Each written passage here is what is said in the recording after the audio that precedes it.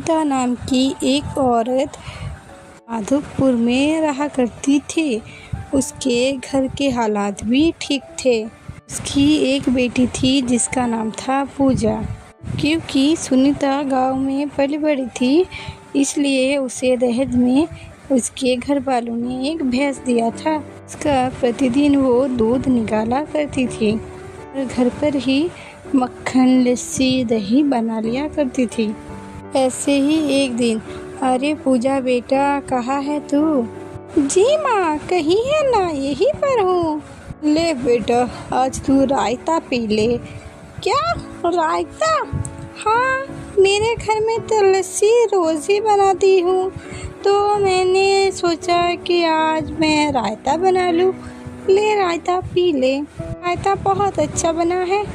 अच्छा, ये बात है, तो मैं अभी पी लेती हूँ। ऐसा कहकर जैसे ही पूजा वो रायता पीती है, उसे चटकदार आवाज़ आती है और वो खुशी से बोलती है, अरे माँ, क्या मस्त मसालेदार रायता बनाया है आपने। सच में मज़ा आ गया। इसे पीकर तो मन तन सब प्रसन्न हो गया मेरा। सच में माँ, बहुत अच्छा है, और दो ना। पूजा की बात सुनकर सुनीता उसे मसाले वाला रायता और दे देती है। गुजारता जाता है। अब रोज़ पूजा अपनी माँ के हाथों की बनी हुई रायता पीती है। एक दिन सुमन नाम की एक औरत, जो कि सुनीता की दोस्त थी, उसके घर पे मिलने के लिए आती है उससे और बोलती है, अरे अनीता बहन, कैसी हो? हाँ, मैं ठीक हूँ, तू बता। मैं ठीक हूँ। तेरी बेटी पूजा जब भी मेरे घर आती है, तेरे हाथ की बनी हुई मसालेदार रायता की बड़ी ही नाम करती है। ऐसा क्या मिलाकर बनाती है, बता जरा, फिर पिला दे। हाँ, यूँ नहीं, अभी पिलाती हूँ, रुक। ऐसा कहकर सुनीता अपने हाथों की बनाई हुई रायता सुमन को देती है, जिसे पीते ही सुमन के मुंह पर बड़ी सी मुस्कान आ जाती है और वो बोलती है, अरे वाह, तेरी छोरी झूठ ना बोले, एकदम बढ़िया रायता बनाया है तूने। अरे, मुझे और भी बहुत सारे रायता बनाना आता है, पर तुम मेरे घर का हालत देख ही रही हो, इसलिए मैं बस मसालेदार रायता ही बना पा रही हूँ। अब मैं जानती हूँ कितना मुश्किल है इतने गरीबों में दिन बिताना। मैं एक बात बताती हूँ, तू एक काम कर, तू ना ये रायता बनाकर बेचना शुरू कर दे। ये दुकान और ठेले की ज़रूरत नहीं है, घर के बाहर से ही बेचना। प्रचार करने के लिए तेरी बेटी है ही ना। हाँ बहन, सही कह रही है। अरे, तू कल को पूजा की शादी करेगी, सही थोड़ी ही कर देगी, थोड़ा बहुत तो लेना देना करना ही पड़ेगा। जो स्वाद तेरे हाथों में है, देखना, तुझे कोई भी नहीं रोक पाएगा। हाँ, कल से ही काम शुरू कर देती हूँ मैं। ऐसे ही सुनीता को सलाह देने के बाद सुमन वहाँ से चली जाती है और अगले दिन ही सुनीता उसके घर के बाहर मसालेदार रायता बेचना शुरू कर देती है। तो उसके घर के बाहर इक्का दुक्का ग्राहक ही आता है। कुछ ही दिनों में वो मसालेदार रायता लोगों को खूब ही भाता है और लोग बड़े ही शौक से उसके हाथों का मसालेदार रायता पीने के लिए उसके घर के बाहर आते हैं। ऐसे ही एक दिन संजू नाम का एक आदमी उसके पास आता है और बोलता है, अरे बहन, एक गिलास रायता देना। हाँ हाँ भाई जी, अभी देता हूँ। सुनीता संजू को देती है, तभी वहाँ और ग्राहक आ जाते हैं और सुनीता सभी को बारी बारी मसालेदार रायता देती है। देखकर संजू बोलता है, अरे औरत तो रायता बेचकर खूब ही पैसा कमा रही है। अगर ऐसा चलता रहा तो गांव का सारा होटल और ढाबा तो बंद पड़ जाएगा। आज ये रायता बेच रही है, कल को और भी कुछ बेचने लगेगी। अगर सारा ग्राहक किसी के पास आएगा तो गांव के और दुकान वालों को क्या होगा। वैसे भी औरतों का काम थोड़ी ही ना होता है ऐसा कमाई करना का काम, बस घर में झाड़ू पोछा करना, बर्तन धोना यही काम होता है। मैं तो इसका दुकान बंद करवा के ही रहूँगा। अपनी तुलना मर्दों से करने निकली है। संजू को ऐसा रायता पीते हुए और टेढ़े मेढ़े मुंह बनाते देखकर पूजा बोलती है, क्या हो गया अंकल, मेरी माँ का बनाया हुआ रायता आपको पसंद नहीं आया क्या? इतने गंदे गंदे से मुंह बना रहे हो। अरे नहीं बेटा, रायता तो बहुत ही अच्छा है।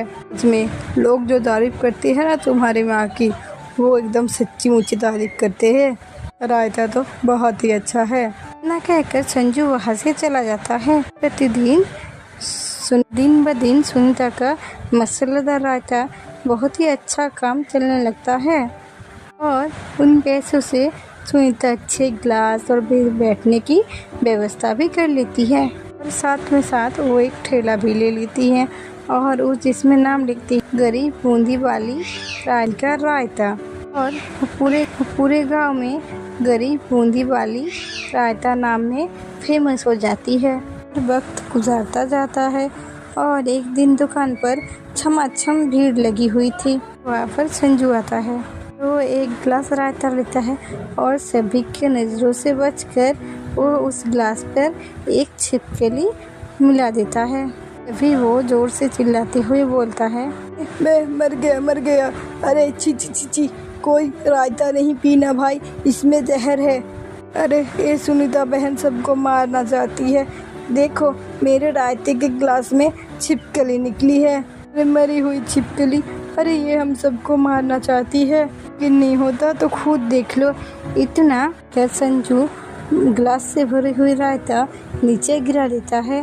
वो नकली छिपकली भी रायते के जमीन पर गिर जाती है। छिपकली को देखकर सबकी होश उड़ जाती है और वो रायता का गिलास सबके हाथों से नीचे गिर जाती है। ये सब देखकर सुनीता का भी होश उड़ जाता है और वो बोलता है, अरे देखिए भाई साहब, आपको कुछ गलतफहमी हुई है। ऐसा नहीं हो सकता। मैं सब कुछ अपने घर पर बनाया हुआ इस्तेमाल करता हूँ। रायता भी अपने घर पर ही बनाती हूँ। यहाँ तक कि रायता वाली बूंदी मसाला सब मैं अपने घर पर ही बनाती हूँ। तक के सारे बर्तन मैं अपने हाथों से साफ करती हूँ।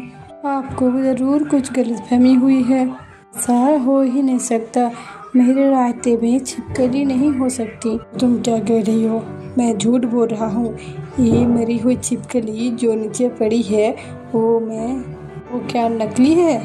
मैं क्या झूठ बोल रहा हूँ? तुम कितना झूठ बोलोगी सुनीता? तुम्हारा झूठ सबके सामने आ गया है। लोगों को घटिया रायता पिला रही हो और तुम सबको मारना चाहती हो।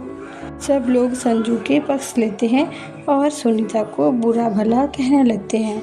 4 लोगों के आगे माफ़ी मांगती हैं, लेकिन कोई भी उसकी बात नहीं सुनता कि संजू ने खेल जो ऐसा रचा था। तभी सुनीता जोर से चिल्ला के बोलती है, अगर आप लोगों को लगता है इस रायते में जहर मिला हुआ है तो ठीक है, बदला लेना चाहते हैं ना आप लोग मुझसे, और मेरी बेटी इस रायते को पी जाएंगे। और अगर हम झूठे हुए तो हम मर जाएंगे, और हम सच्चे हुए तो हमें कुछ नहीं होगा। और अब जो भी होगा आप लोगों के आंखों के सामने होगा। जा बेटा, भर रायते को 2 गिलास में। माँ की बात सुनकर पूजा फटाफट 2 गिलासों में रायता भरती है। दोनों माँ बेटी एक बार में ही रायता पी जाती है। लेकिन काफ़ी देर बीतने के बाद भी उन्हें कुछ नहीं होता है। पूजा आगे बढ़ती है और उस छिपकली को पैर से दबाती है, हाथों में उठा लेती है और यह माँ, ये तो रबड़ की छिपकली है। पूजा की बात सुनकर सभी लोग चकाचौंध हो जाते हैं। गहरी नजरों से संजू को देखते हैं क्योंकि पसीने छूट गए थे। ये सुनीता बोलती है, भाई साहब अब आप बताएंगे कि आपने ये सब क्यों किया? क्यों लोगों के सामने मुझे जलील करना चाहते थे? मैंने आपका क्या बिगाड़ा है? मुझे माफ़ करना बहन जी। दरअसल मैं औरतों का कामयाब देख नहीं सकता था, मुझे बर्दाश्त नहीं होता। मैं हर दिन देखता था आपकी दुकान में बहुत भीड़ लगती है। ये बात मुझसे बर्दाश्त नहीं हो पाई। मैं ऐसा यही सोचता था कि वो औरतें बस घर का काम करने के लिए ही बनी है। इसलिए मैंने आप सब लोग भी मुझे माफ़ कर दो। सब मेरी ही साजिश थी। जो कि ये बात सुनकर सब लोग उस पर थू-थू करने लगते हैं। शर्मिंदा होकर वो वहाँ से चला जाता है। हंगामे पर हुए नुकसान की सभी लोग भरपाई करते हैं। ये सुनीता पर यकीन सब लोगों का और भी पक्का हो जाता है और इसी तरह गरीब बूंदी बाली नाम का चमकता रहता है और सुनीता और उसकी बेटी खुशी खुशी रहती है।